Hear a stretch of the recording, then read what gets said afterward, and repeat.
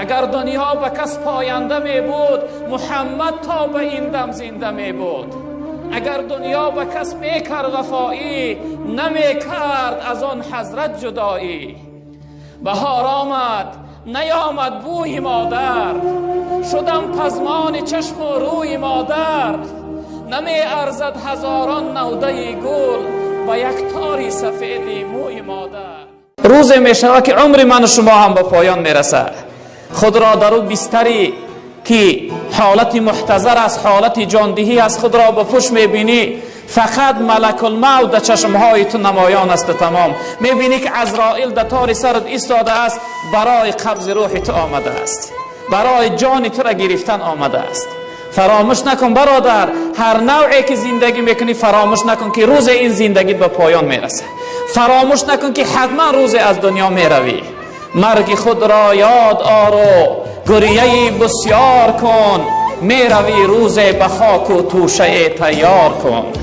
ناگاه بود از این جهانت ببرند، از حلقه جمع دوستانت ببرند. غافل منشین زمان زمانت ببرند، گر تو نروی کشان کشانت ببرند.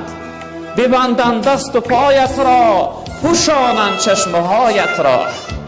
این مزرع عمر از نشاط آمده پاک، دهقان اجل نکیش جز تخم هلاک. چون دانه گندم همه باسد دل چاک، از خاک برآمدند و رفتند به خاک. کجا شد سروری اولاد آدم، کجا شد احمدی محمود خاتم، کجا شد عامه معراج افلاک، با یثرب رفت زیر پرده خاک. اگر دنیا به کس پاینده می بود، محمد تا به این دم زنده می بود. اگر دنیا به کس می کرد وفایی، نمی کرد از آن حضرت جدایی. زنم فریاد و گویم تا قیامت، کجایی یا محمد یا محمد صلی الله علیه و سلم. این همون دنیا هست برادر ناز. مغرور دنیا نشویم، در فریب دنیا نخوریم. ما و شما بنده رمضان نیستیم، ما بنده الله رب العالمین هستیم. نشوه که بعد از رفتن ماه رمضان راه مسجد فراموش کنیم. نشوه که بعد از رفتن رمضان دما نماز قضا کردن سر شود. نشوه که بعد از رفتن رمضان، بعد از اینکه خداوند ما را پاکیزه از گناه کرد، دوباره خود را آلوده و بدبخت رسوا بگردانیم. برادران عزیز و بزرگوار، این تعلیمات پیغمبر بزرگوار برای ما باید یک درس بزرگی باشه. زندگی بکن، هر نوعی میخواهی زندگی بکن، اما فراموش نکن که روز زندگی تو به پایان میرسه. زندگی تو ادا میشه و تمام میشه. این دنیا را پسی سرگ میکنی، ترک میکنی، به سوی لقای پروردگار، به سوی دیدار پروردگار، به سوی محضر رب العالمین برای جواب گفتن حتما بازگشت میکنی. و پیغمبر بزرگوار گفتن، حضرت جبرئیل علیه السلام فرمودن و عمل ما و احبب من شئت فانک مفارقه. هر شخصیت را، هر کسی را میخواهی دوست بدار، اما فراموش نکن که آخر از دوست جدا میشوی. برادری عزیز و بزرگوار، آخر این زندگانی جدا شدن است. آخر از پدر جدا میشوی، از مادر جدا میشوی، زنت بیوه میمانه، فرزندت یتیم میشوه. پدر و مادر در ماتم و در داغ می نشینند. آخر از این دوست ها جدا میشه. امروز جداگی نکن برادری بزرگوار. امروز با برادر و اکا و دادرت قهری نبیست. این لحظه اندک دنیا کرایه نداره که امروز جداگی کنی، امروز قهری بیستی، امروز به هم دیگر دشمن شوی و بدبینی کنی. آخر جدا میشوی، آخر حتما تو را جدا میکنند.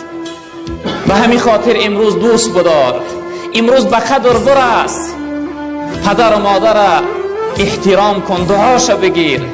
روز میروند و الله قامتت میشکنه، خانت به نور میشه و تاریک میشه و زندگی خیلی حیات دیگرگون تغییر میابه، به سرپوشه میمانی. باورم نیست پدر رفتی و خاموش شدی، ترک میتم مرضیه بگرد بیا به نزد پروردگار تا خداوند است راضی هست، تو را از خودش راضی میگردانه. چقدر با حرمت و با عزت می روی. با ملائک روح پاکش جانب رحمان برفت، جمله گریانیم و او خندان برفت. اما اگر عملی بد کردی وای به حالت. و من اساء فعلیها، من عمل صالحا فلنفسه و من اساء فعلیها. عملی خوب کردی والله قسم فایده جانت خست، هم خوشبختی دنیا و آخرت میشه، هم دنیا تا آباد میکنی هم آخرت تا. اما عملی گناه بد کردی وای به حالت برادری بزرگوار من که هم دنیا تا ویرانه میکنی هم آخرت. پیغمبر بزرگوار صلی الله علیه وسلم تا حضرت جبرئیل گفتن وعلم ان شرف المؤمن قیامه باللیل. برادر بزرگوار، بعد از گذشتن ماه رمضان نماز شب فراموش نکن. پیغمبر بزرگوار تن حضرت جبرئیل گفتن که ای محمد صلی الله علیه وسلم بدان که شرافت و بزرگی انسان در قیام و در نماز شبش است. اگر بخواهی که در نظر خدا بزرگ شای، اگر بخواهی که در نظر خلق خدا بزرگ شای، شب زنده‌داری را اختیار کن. پس از شب زنده‌داری خون مردم میخورد، دائما از مردمی شب زنده‌دار اندیشه کن. از انسان‌هایی که شب زنده‌دار هستند، عبادت شب دارند، از تیر آه اونها حذر کن. از اونها خیلی هوشیار باش که تیر آه اونها بسیار نشانرس است. برادر بزرگوار، بعد از رفتن ماه رمضان برای خودت وظیفه کن، توشه آخرت ذخیره کن، زاد و توشه آخرت جمع کن، نماز شب داشته باش. حضرت جنید بغدادی رحمت الله علیه وفات کرد. بعد از گذشتنش در خواب یکی از شاگرداش در آمد، پرسید گو حضرت برای من بگو بعد از وفات کدام عمل زیادتر برای انسان دستگیر می شود، کدام عمل زیادتر انسان فایده می کنه؟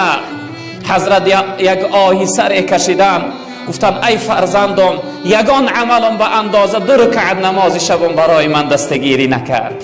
نماز شب به نظر اندک نگاه نکن برادر بزرگوار، نماز تهجد بخوان، نماز شب داشته باش. خواب این کار انسانیت نیست. کار چی کنی که با عجل باشد و جفت، برخیز خواب که عمر می باید خوب. در لحظت و دخاک خیلی خواب می روی، این دنیا جای خواب کردن نیست برادری عزیز. بسیار باش، نماز شب از دست ندهی.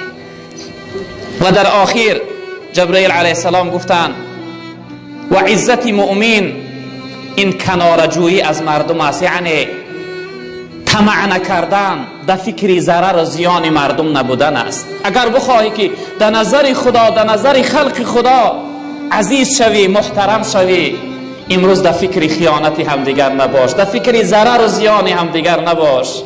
یگان انسان به چشم بد نگاه نکن برادر بزرگوار. هر کسی را اگر تو بد میبینی ایره عنیق بدان که وی بنده الله رب العالمین است. ایره عنیق بدان که شخصیت را بدبینی داری که خیلی صاحب بزرگواری دارد الله رب العالمین، خیلی گناه بزرگ داری.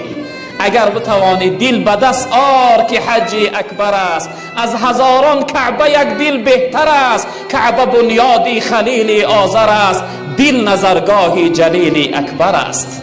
اگر بتوانی دل یک بنده خدا را به دست بیار، خرسند کن، شاد کن، در خلق خدا خدمت کن.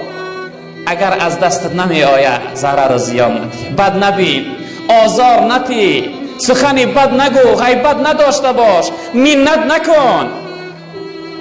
منانی فقط صفت ذات، فقط الله حق منت داره و خلاص. یگان شخصیت حق منت دیگر نداره برادری عزیز و بزرگ.